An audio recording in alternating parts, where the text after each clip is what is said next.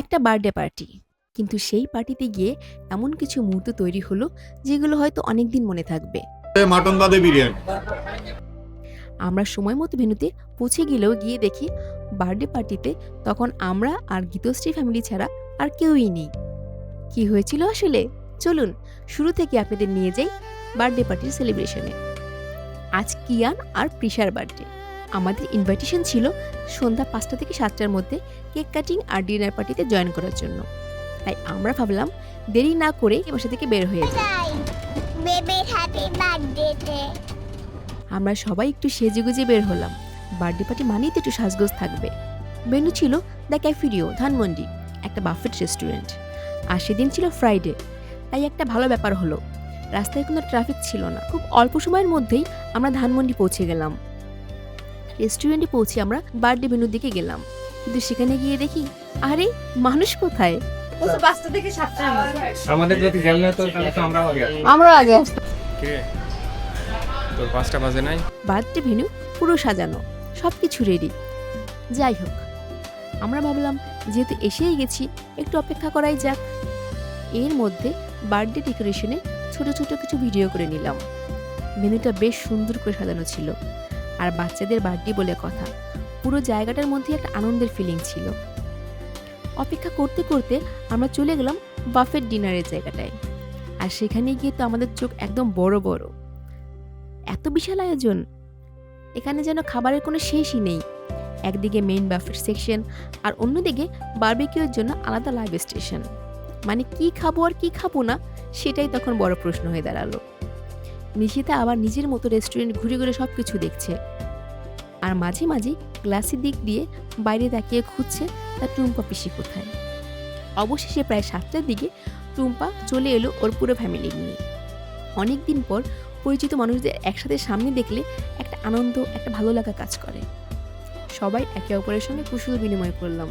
ওরাও আমাদের সঙ্গে ওদের ফ্যামিলি নিয়ে সবার পরিচয় করিয়ে দিল। এভাবেই কিছুক্ষণ গল্প, কথা, হাসি আড্ডার মধ্যে সময় কেটে যাচ্ছিল। আর কিয়ান বেবি, সে তখন বাবার কোলে আরামে ঘুমোচ্ছে। এত কিছু হচ্ছে, এত মানুষ এসেছে, আর বেবি সাহেব নিজের মতো করে ঘুমোচ্ছে।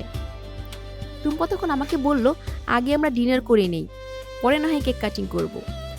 কারণ বাফেট রেস্টুরেন্টে তো আমার নির্দিষ্ট সময়ের মধ্যেই খাওয়া শেষ করতে হয়। তাই সবাই মিলে বাফেট সেকশনে চলে গেলাম। তারপর যে যার পছন্দ মতো খাবার নিতে শুরু করলাম। কেউ মেইন কোর্স নিচ্ছে, কেউ বারবিকিউ, কেউ আবার ডিজার্টের দিকে চলে যাচ্ছে। আর আমাদের মিশিতা মিদিলা, ওরা কিন্তু অন্য লেভেলের। ওরা খুব বেশি কিছু না নিয়ে পেস্ট্রি, জেলি, কেক এইসব নিয়ে নিজেদের মতো ডিনার শুরু করে দিল।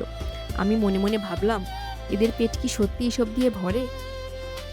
আর মিশিতার তো এক জায়গায় দাঁড়ানোর কোনো ইচ্ছেই নেই। একবার এখানে যাচ্ছে, একবার ওখানে যাচ্ছে, আবার বাফেট সেকশনে দৌড়ে যাচ্ছে। তারপর হাতে করে অন্থন, স্প্রিং রোল, জুস নিয়ে হাজির। ওকে দেখে মনে হচ্ছিল বার্থডে পার্টিরা আসলে ওরই। ফ্রাইডে হওয়ার কারণে রেস্টুরেন্টে সেদিন অনেক ভিড় ছিল, আর বাফেট সেকশনে খাবার দেওয়া মাত্রই অনেক আইটেম দ্রুত শেষ হয়ে যাচ্ছিল।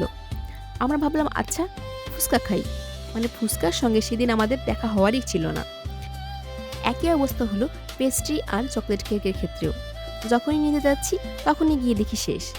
ডেজার্ট খাওয়ার ইচ্ছে নিয়ে ডেজার্টই পাওয়া যাচ্ছে না। তবে শেষ পর্যন্ত কম বেশি সব কিছু মিলিয়ে আমাদের ডিনার হয়ে গেল।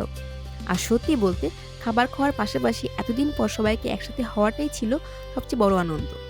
মাটন বাদে বিরিয়ানি, মাটনের সেম কালার বিরিয়ানি। রিফিলের কথা বললাম, বলে যে যতবারই রিফিল আনতেছি খালি পিস নিয়ে যাচ্ছে, রাইস করে রাখতেছে। এরই মাঝে হঠাৎ দেখি কিয়ান বেবি ঘুম থেকে উঠে গেছে।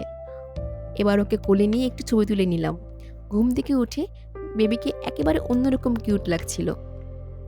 আর বার্থডে পার্টিতে এত মানুষের মধ্যে ওর নিজের একটা আলাদা এক্সাইটমেন্ট ছিল। সবাই ওকে নিয়ে আদর করছে, ছবি তুলছে, আর পুরো ফ্যামিলির অ্যাটেনশন তখন কিয়ান আর প্রেশার দিকে। অবশেষে এলো সেই অপেক্ষার মুহূর্ত, cake cutting.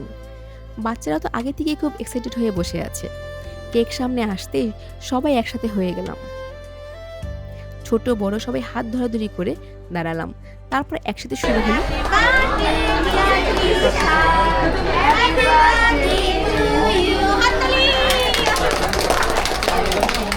Happy birthday Kiyan and প্রিশা। তারপর শুরু হলো কেক খাওয়ানোর পালা। তারপর ওর মা আর ফ্যামিলির অন্যরাও একে একে করে কেক খাওয়ালো। কিয়ান আর পিশাকে ঘিরে তখন সবার মুখেই হাসি। সত্যি বলতে বার্থডে পার্টির আসল সৌন্দর্য কিন্তু এই জায়গাতেই, একটা ছোট্ট কেক আর তাকে ঘিরে এতগুলো প্রিয় মানুষ। কেক কাটিং শেষ হতেই এবার শুরু হয়ে গেল ফটো সেশন। প্রথমে টুম্পা আর ওর ফ্যামিলির ছবি, তারপর প্রিশাকে নিয়ে ওর বাবা মার ছবি, পুরো ফ্যামিলি একসাথে। আমরা ওদের সঙ্গে ছবি তুলে নিলাম।